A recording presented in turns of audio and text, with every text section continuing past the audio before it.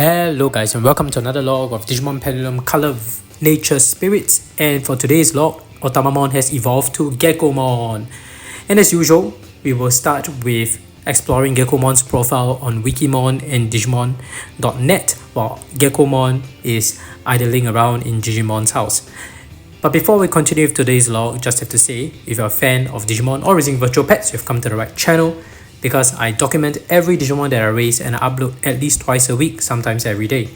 And if you like such content, go ahead and crush the like and subscribe button with Gekomon's symphonies and turn on all notifications so you don't miss any of my uploads. Alright, let's get down to today's log. Gekomon is evolved from Otamamon, at least my Gekomon is.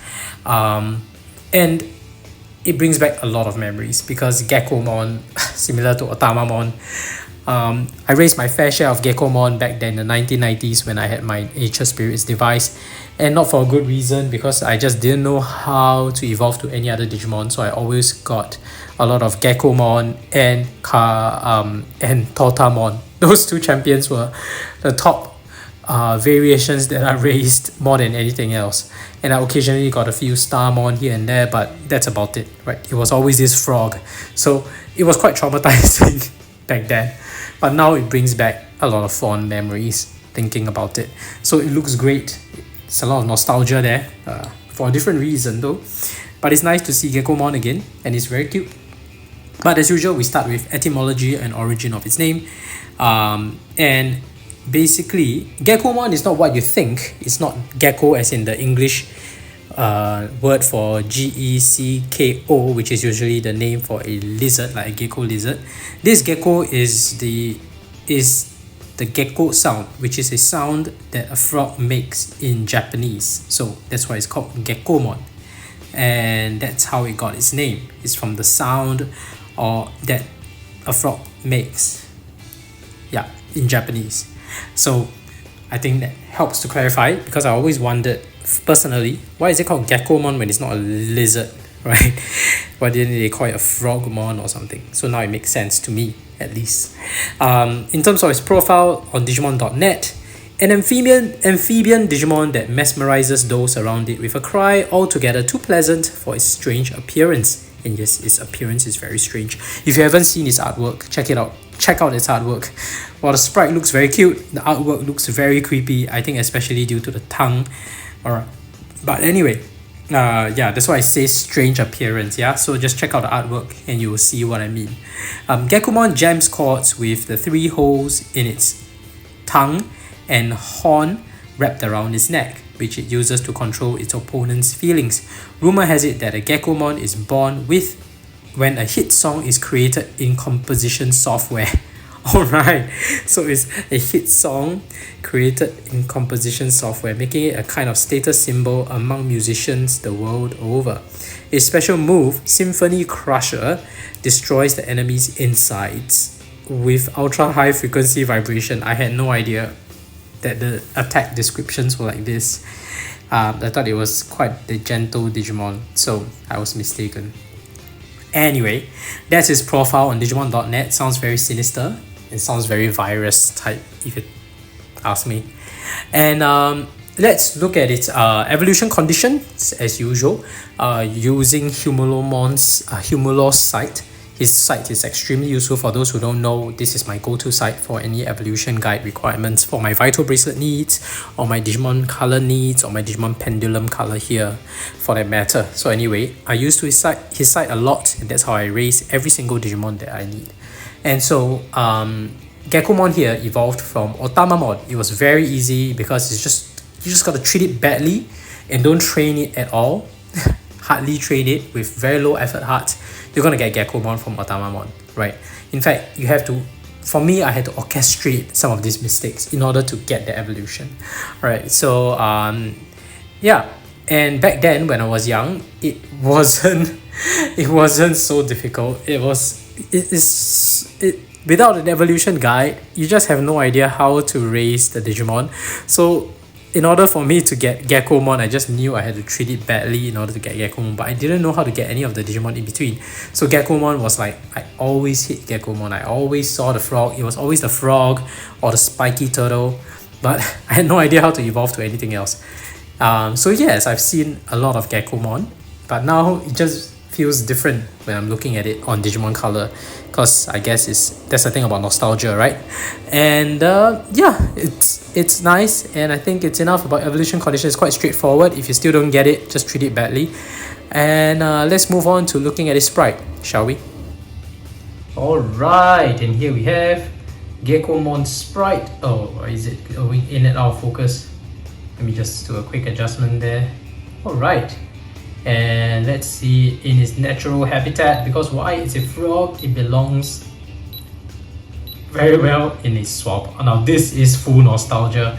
This is how I looked at Gekomon so many times when I was young, on this lakeside backdrop, and those weren't pleasant memories back then, because it meant that, you know, I just evolved into something that's not so great. And then it was intentional, because I knew that if I took so-called good care of it, I would have gotten that spiky turtle.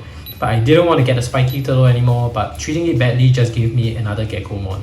So those were the only two evolutions I could toggle between, occasionally getting Starmon, but that's about it, right? These were the only three champions I was able to evolve to back then. Now, of course, now we get to control the evolutions better, with a better understanding of evolution conditions, and thank goodness for Humulus website. But yeah, now I've intentionally evolved to Gekomon just to get this evolution line. And it's nice to see this frog again, and honestly, it looks very cute. I mean, if you look at the sprite, the black and white sprite, it actually looks cute. Compared to its artwork is just really creepy. So if you haven't seen it, I did show it earlier in the video. Just check it out. It looks really creepy, right? I don't know. In the evolution requirements part of it, I did show the artwork from Humulus site. So, but on the black and white screen, and of course now in color, it looks very cute, and it just looks like a frog. And this frog's animation and idle animation is very cute. So let's see stats. I think it probably to capture some kind of feeding animation. I don't think it'll take any more food. So it says no, but it will take a protein pill. One pill should be fine. Wouldn't do much harm. Okay, that's it. Feeding, that's how it eats, with his tongue out. Let's see the training animation. Blue, because it's virus. Just like Otamamon. Alright. I like the music notes. The music notes is so cute.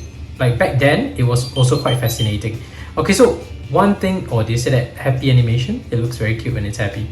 So one thing about the Digimon Pendulum, I think I mentioned briefly, is that each of the Digimon have almost unique and attack animation sprites. That was something very different from the brick devices back then. It was a treat, because back then, version 1 to 5, you have very generic attack sprites.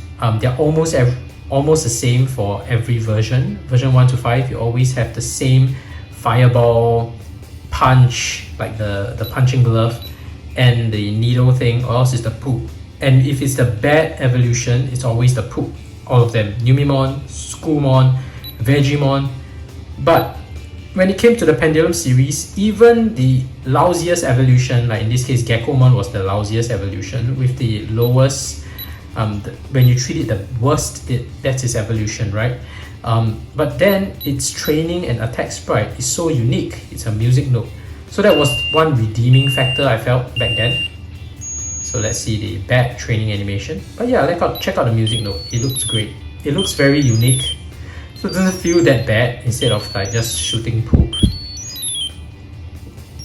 It's this angry animation. Alright, and there we have it. We have happy, angry. Let's also see some battles, since it needs some battles. As you can see, I've already clocked quite a few battles to go, 14. So just one more to go to get to our ultimate evolution requirement, because you need 15 battles. So let's go. Let's feature a good battle here. Stage 1. I'm very conservative. I will just fight the weakest enemy always. And let's go with that. Since it's an option, I don't want to take any risk. Alright, even Otamamon, it sometimes misses. So that's how weak it is. But it's so cute. Look at its music note. It's Crushing Symphony. Very nice. Symphony Crusher, I think this is attack. Yeah. Well done. Alright, no. We don't need that. Right, although you'll probably win Gotsumon because of the type advantage and it's champion against rookie, but I don't think we need to take that risk. We have 15 out of 15, we are on good track to evolve. That's it, Gekomon's documentation. Let's see it against the evening sky. Oh no, this is night sky already. It's usually around 4 p.m. or 5 p.m. It's the evening sky. So the older Pendulum obviously didn't have this sky changing feature because, you know, it wasn't color, but now we have it. It's nice. It says no, I'm not injured. Please don't put a bandage on me. And let's see its sleeping animation. I think it sleeps at 9. And that's its sleeping animation. Oh, it looks so cute when it wants to sleep. Oh, that's cute. Very cute. And that's it, honestly. If you haven't already, please go ahead and crush the like and subscribe button with Gekomon Symphony Crusher. And turn on all notifications so you don't miss any of my uploads. I document every Digimon that I raise and I upload at least twice a week and sometimes every day. So I hope you like this content, I hope you like the video. Thank you for watching and see you in the next video. Bye!